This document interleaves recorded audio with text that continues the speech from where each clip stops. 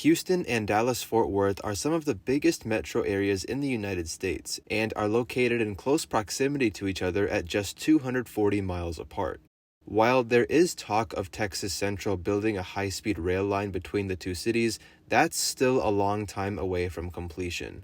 So your only two options of travel between these two cities are to drive or to fly. No one in their right mind would fly solely between Dallas and Houston or vice versa, but while leaving Dallas, I had to first catch a flight to Houston where I'd connect onto an onward flight to Orlando.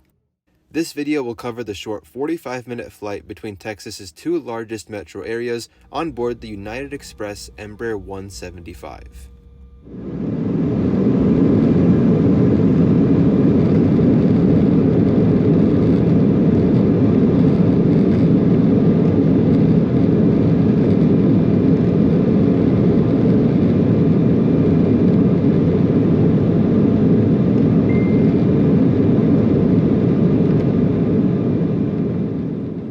It's just after 4:20 in the morning and I'm here at DFW Airport's Terminal E. My friend was headed directly back to Chicago on Spirit, but the TSA lines on this end of Terminal 3 were just horrendous. I didn't get any clips, but take my word for it, those were some of the worst TSA lines I've ever seen.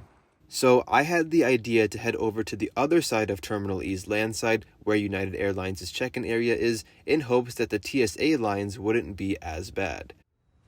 Sure enough, this side of the terminal was nearly deserted and we cleared TSA pre-check in a record 2 minutes. Now, my friend's flight to Chicago was at 6 a.m. while my flight to Houston wasn't until 8:30, so we both just sort of chilled out here at gate E11 for about an hour or so. Once my friend went off to his gate, I decided to head up to the Skylink station for a bit to see what was up. Sure enough, looking directly in front, I could see the aircraft that I'd be flying in a couple of hours alongside some other United aircraft that had also arrived the night before. After some time, I decided to head towards my gate and spend the next 2 or so hours there.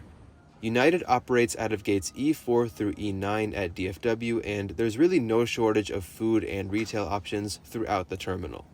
While sitting at gate E4, I got some on and off sleep while waiting for boarding to be called. This morning, I'm on the 8:30 departure to Houston, but there are 2 earlier Houston departures before us. There's a 5:25 CRJ 900 flight, and this one here, the 7 a.m. flight 2670, operated by the 737-700. Now, yes, I could have taken either of these flights, but I opted for the 8:30 departure since it's on the Embraer 175, which is an aircraft type that I haven't flown on before in the United fleet.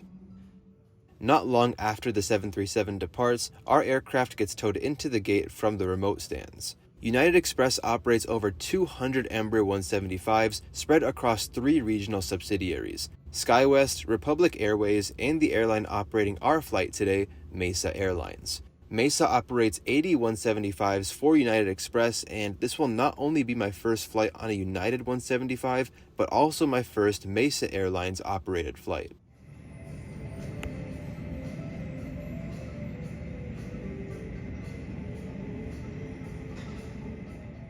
Boarding was called on time and I boarded without issue in Group 3. A small detail that I noticed is that United boards their regional jet flights only 25 minutes before departure, whereas American Eagle, for example, boards 30 minutes beforehand. Now, there are various configurations across the United Express Embraer 175s. 68 planes and a further 29 on order have 70 seats, while the remaining 139 planes have 76 seats, such as the one we're flying on today. There are even more slight variations in seating, but the plane we're on today has 12 first-class seats, 32 economy plus seats, and just 26 standard economy seats. This morning, I'll be seated in 20D, and right off the bat, you'll notice that these seats are pretty bare bones, but nonetheless have relatively good padding. The seat back features a literature pocket on top with a safety card, Hemispheres magazine, and an air sickness bag. There's a tray table, netted seat pocket, and pretty average legroom. Above the seat are the air vents, call buttons, and reading lights. The 175s do not feature power outlets, but they do have onboard Wi-Fi through which you can access the streaming entertainment among other features, but the flight was too short to really enjoy this amenity. Now, even though this aircraft had spent the night in Dallas, some parts of the cabin were filthy, but then again, this was a pretty hard to reach area by the sidewall. Necessary. Take the mask from your hand, pull it out of the clip and pull it down to start the oxygen flow. Place the mask over your nose and mouth, slip the elastic band over your head, and tighten the straps. Oxygen is flowing even if the bag doesn't inflate. Put your mask on before helping others, and if you choose to wear a face covering, please remove the face covering before donning the oxygen mask.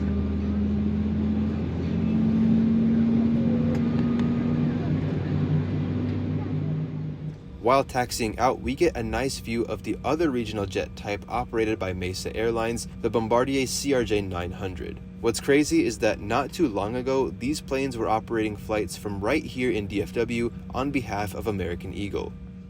Long story short, American Eagle cut ties with Mesa, and so they began operating flights for United Express out of hubs like Houston and Denver.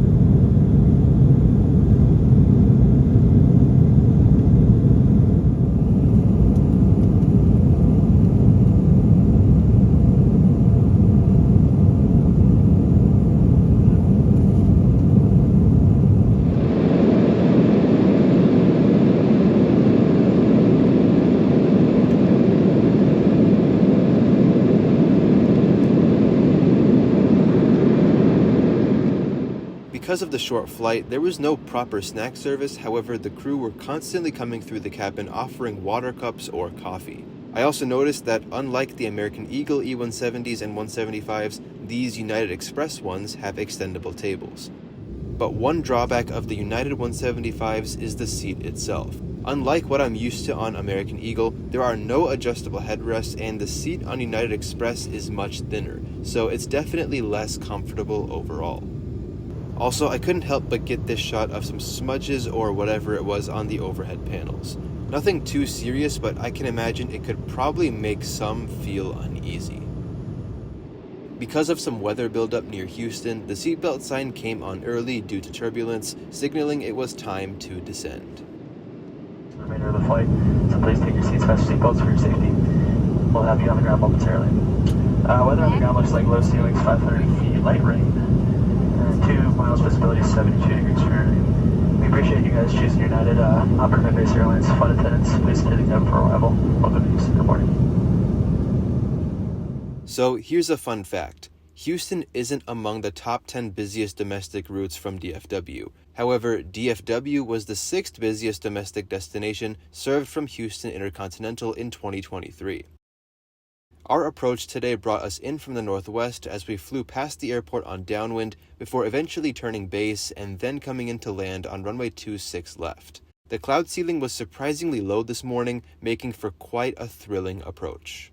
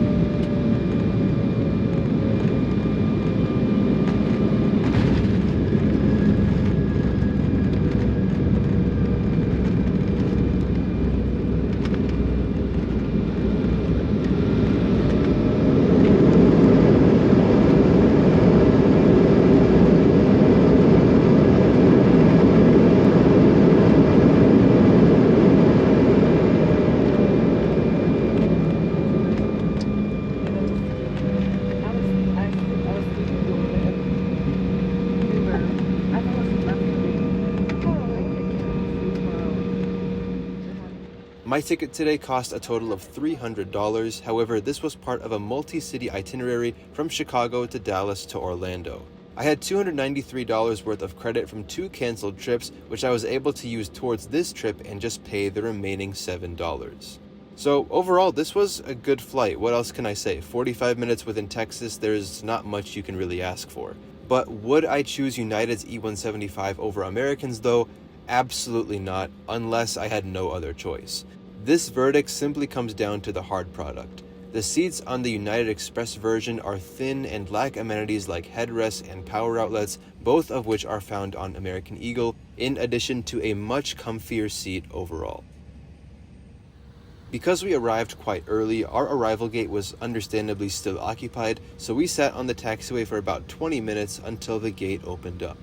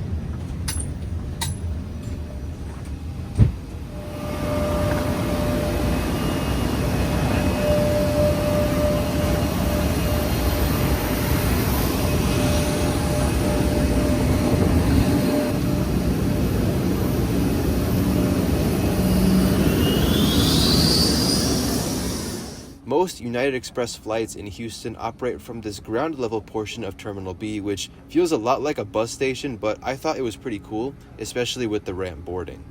Well, this seems like a pretty good part to end off this video. I'll be in Houston for about 2 hours before catching a very special flight to Orlando that I can't wait to share with you very soon.